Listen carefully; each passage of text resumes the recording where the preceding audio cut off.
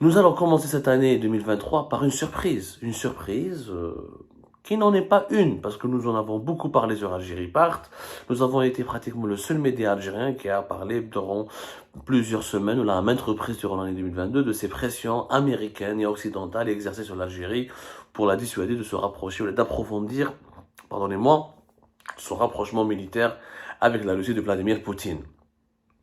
Les exercices militaires qui étaient prévus en novembre, à la mi-novembre 2022, ont été annulés. Bouclier du désert, dans la wilaya de Béchar, pas loin d'une localité située à quelques encablures de la frontière marocaine.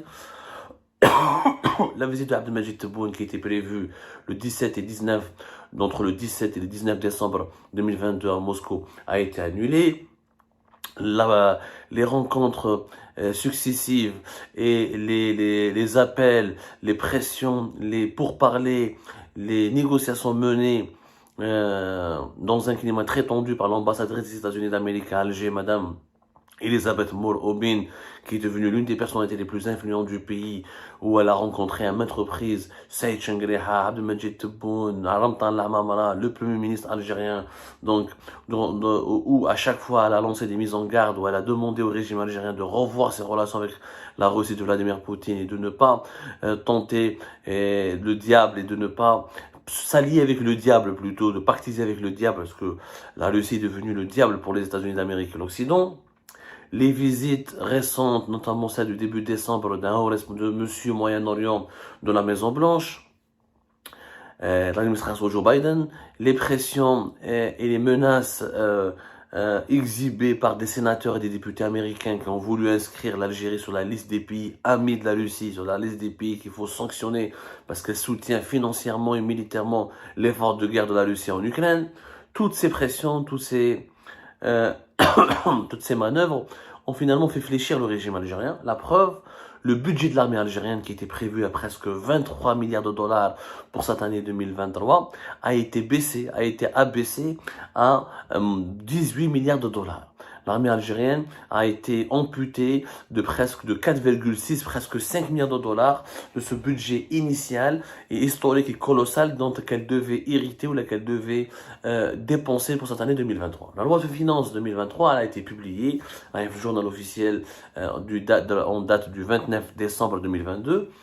La loi donc finances 2023, on nous apprend à notre grande surprise, le ministère de la Défense nationale ne prendra pas les fameuses 22,7, presque 23 milliards de dollars de budget comme il était initialement prévu dans la version originale, dans la première version du projet de loi de finances 2023. La première version, c'était un avant-projet de loi de finances qui a été préparé en septembre 2022, qui a été validé par le Conseil des ministres vers la fin de septembre. C'est devenu donc ensuite, l'avant-projet, c'est devenu un projet de loi de finances. Pour le projet de loi de finances, octobre, novembre, décembre, là, dans ce projet-là, il était prévu que l'armée algérienne obtienne un budget qui dépasse les 3 000 milliards de dinars, qui serait l'équivalent en dollars de 22,7, presque 23 milliards de dollars. À la fin, finalement, cette loi de finances a été remaniée, a été modifiée, corrigée, et l'armée algérienne a eu un budget moins important, qui est celui de 2486 milliards de dinars, c'est-à-dire l'équivalent de 18 milliards de dollars. Donc on a baissé de entre 4,6, minimum de 4,6, qui est une baisse importante pour l'armée, parce que 4,6 milliards de dollars, c'est quand même un budget, c'est en soi pratiquement plus de 50% du budget de l'armée en 2021 et en 2022. 2021-2022, l'armée algérienne avait un budget de l'équivalent de 9 milliards de dollars. Donc une baisse de 4,6, c'est important. Cette baisse, pourquoi elle a été décidée? Historique, ce n'est plus le ministère de la Défense nationale qui est le premier budget de l'État. Durant des années, durant des décennies, en Algérie, le premier budget de l'État, a toujours été le ministère de la Défense nationale. Le Marhadi, c'est le ministère des Finances. Le ministère des Finances a pris beaucoup plus d'argent que le ministère de la Défense nationale. C'est une caractéristique unique et inédite dans l'histoire de l'Algérie. Mais on en parlera plus tard parce que faire des explicatifs, une analyse technique et économique, il faut absolument développer. Puis tu fais vraiment oublier, nous sommes dans un cas inédit, c'est une situation inédite que l'Algérie va vivre en 2023, mais une situation inédite qui est alimentée par des manœuvres financières très opaques. Donc, on bloque le budget de la défense nationale. Donc, pas de 23 milliards de dollars, comme c'était prévu initialement, mais à 18 milliards de dollars, c'est quand même énorme. Ça reste le budget le plus élevé de l'histoire de l'armée algérienne. Comme l'armée algérienne, durant pratiquement les 10 dernières années, elle n'a jamais dépassé les 10 milliards de dollars de budget. 18. Donc ça reste un budget hyper important. Mais quand même, cette baisse, elle est surprenante. Et elle est intervenue au cours du mois de décembre. Et comme par hasard, cette baisse a été décidée au moment où les pressions américaines étaient de plus en plus fortes sur l'establishment algérien, notamment l'establishment militaire, parce que les hauts responsables américains, quand ils venaient à Alger depuis 2020, ils rencontraient Saïd Chengri, chef d'état-major de l'armée, l'ensemble des généraux, des échanges très importants de la CIA, les services secrets américains et les services secrets algériens, et le placing, le forcing de l'ambassadeur des États-Unis d'Amérique, plus les envoyés spéciaux de la Maison-Blanche, qui n'ont pas cessé de parler de l'Algérie et de mettre l'Algérie devant ses responsabilités en lui demandant, je dis bien, en lui demandant tout bonnement de s'éloigner de la Russie de Vladimir Poutine et d'observer une certaine distance et de ne pas franchir certaines lignes rouges dans la collaboration, la coopération militaire avec la Russie de Vladimir Poutine. En clair, l'Algérie a cédé aux pressions américaines puisqu'elle a, en baissant ce budget, méga budget de l'armée, parce que la partie qui a été enlevée, ça concerne, selon nos sources, le méga contrat que l'Algérie devait signer avec la Russie, qui était en négociation depuis fin 2021 et début de l'année 2022. Jusqu'à la fin de l'été de l'année 2022, il était prévu que quand Abdelmadjid Tebboune se déplace à Moscou, Saïd Chengri, chef d'état-major de l'armée algérienne, l'accompagne, et lors de cette visite d'État importante, l'armée algérienne devait signer un méga contrat de 11 milliards de dollars avec la Russie. L'Algérie devait acheter pour 11 milliards de dollars d'armes à la Russie. Les 11 milliards de dollars à Douk était la partie la plus importante du nouveau budget colossal que l'armée algérienne devait dépenser en 2023. C'est-à-dire la loi de finances en 2023, les 22,7 milliards de dollars qui devaient être attribués à l'armée algérienne, 11 milliards de dollars devaient servir uniquement à financer ce méga contrat historique avec la Russie qui était encore une fois, de 11 milliards de dollars. Donc, Chengreha, les généraux algériens, voulaient acheter pour 11 milliards de dollars d'armes sophistiquées, des avions de chasse, des systèmes de défense, des batteries antiaériennes, différents équipements militaires russes. Le contrat de 11 milliards de dollars a été ciblé par le lobbying américain et les autorités américaines, l'ambassadeur des États-Unis d'Amérique, les services secrets américains, l'administration de Joe Biden a tout fait pour que l'Algérie ne signe pas ce contrat. Et la mise en garde a été claire, nette et précise.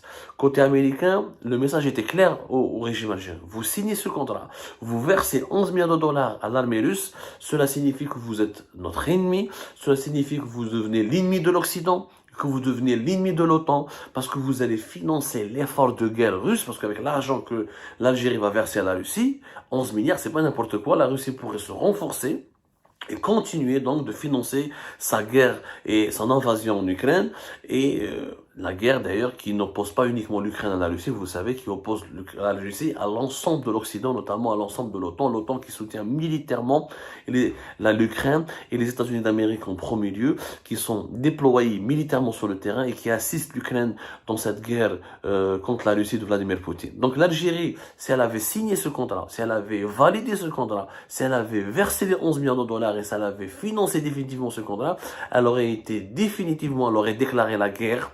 Ça aurait été une déclaration de guerre contre les pays membres de l'OTAN, contre l'Occident, contre les États-Unis d'Amérique.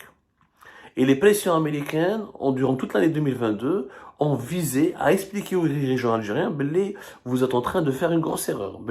En signant ce contrat avec la Russie, vous allez rejoindre le camp de la Russie contre l'Occident.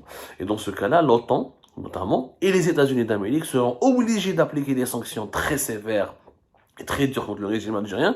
Ils seront donc obligés de considérer l'Algérie comme un pays ennemi, avec les conséquences que cela implique. les pressions américaines ont fait réfléchir les dirigeants algériens. Qui chafou les dirigeants algériens quand les gens ont vu Vladimir Poutine est en train de perdre la guerre en Ukraine, il a reculé, toutes les grandes villes qui ont été prises depuis fin février 2022 ont été abandonnées, ont été libérées par l'armée ukrainienne avec le soutien américain et occidental, et que maintenant l'armée russe elle se contente de défendre juste le territoire qui avait été occupé en 2014, à savoir les républiques indépendantistes du Donbass, la partie de l'est de l'Ukraine et avec la Crimée. Les généraux algériens et Abdelmajid Tebboune se sont remis en cause. On va soutenir Vladimir Poutine qui est en train de perdre la guerre. Nous, on est très proche de l'Occident et de l'OTAN. L'OTAN va se rapprocher de notre ennemi, le Maroc. Déjà, le Maroc est allié avec Israël. Et les menaces américaines pourront être rapidement mises à exécution. Et si les sanctions américaines sont décidées contre l'Algérie, eh ben, c'est toute l'économie et la sécurité nationale de l'Algérie qui seront fortement ébranlées. Maintenant, les Algériens, les dirigeants algériens ont été obligés de céder. Ils ont été obligés de céder, et pour rassurer les partenaires américains et occidentaux, le budget de l'armée a été baissé, et le méga contrat de 11 milliards de dollars a été gelé. L'Algérie va acheter des armes russes, mais elle n'achètera pas avec l'ampleur qui a été promise en 2021 et en 2022. Les Russes seront d'ailleurs déçus. C'est pour ça que cette visite d'État du 17-19 décembre a été annulée, reporté à une date ultérieure qui n'a pas été encore déterminée. D'ailleurs, selon nos sources, c'est le côté russe qui a demandé le report aussi, parce que le côté algérien n'a jamais confirmé la tenue n'a voulu jamais confirmer officiellement l'organisation de cette visite d'État le 17 décembre. Juste avant le 17 décembre, le 6 décembre, un haut responsable important de la Maison Blanche, qui était le monsieur Moyen-Orient, est venu à Alger pour parler avec Tebboune et les dirigeants algériens, en présence des généraux algériens, notamment de Saïd que les États-Unis d'Amérique voient d'un très mauvais œil cette visite, et qu'encore une fois les États-Unis d'Amérique n'accepteraient pas que l'Algérie achète autant d'armes à la Russie en temps de guerre. Donc le régime algérien devrait faire très attention et choisir son camp. Donc l'ensemble de cet environnement malsain et très tendu dans lequel évoluaient les dirigeants algériens les a amenés à revoir leurs ambitions, et ils ont imposer une baisse au budget de l'armée qui restera quand même de 18 milliards, qui est différent des 23 milliards qui étaient quand même prévus initialement. Et le méga contrat avec la Russie, le fameux contrat de 11 milliards de dollars qui devait être négocié, qui devait être conclu en 2022 jusqu'à la fin de l'année 2022 a été gelé, reporté, pour ne pas dire annulé tout simplement. L'Algérie va continuer d'acheter des armes russes, mais dans des proportions raisonnables. Elle fera très attention pour ne pas énerver et susciter la grosse colère de Washington et des autres capitales occidentales et des autres pays membres de l'alliance de l'OTAN. Donc c'est pour toutes ces raisons-là que le budget de l'armée n'est plus maintenant le premier budget de l'État algérien. Ça, on va l'expliquer plus tard, pour que le ministère de la Défense nationale est devenu, pour la première fois de l'histoire du pays, la deuxième dépense de l'État et non pas la première. Et c'est pour cette raison-là qu'au lieu d'avoir les 23 milliards de dollars promis, l'armée n'aura que 18 milliards de dollars. Et les 18 milliards de dollars, nous allons faire une autre émission, ce ne sont pas les opérations d'acquisition d'armes à l'étranger qui seront les plus coûteuses en 2023. Donc vous allez être étonné que le budget de l'armée, ce n'est pas les achats d'armes à l'étranger qui représentent la plus grosse dépense ou les dépenses les plus élevées. C'est malheureusement les dépenses de fonctionnement, les salaires, les allocations, les primes, etc. et l'administration générale des différentes directions militaires. Mais on en reparlera dans une autre émission. Il s'agit juste pour que vous puissiez bien comprendre ce fait important. L'Algérie fait l'objet d'intenses pressions américaines et occidentales, et ces pressions ont vraiment fini par payer. L'Algérie a été obligée de revoir à la baisse son budget militaire et de revoir et de remettre en question ses rapports avec la Russie de Vladimir Poutine. D'autres éclairages vont suivre prochainement au cours de la journée.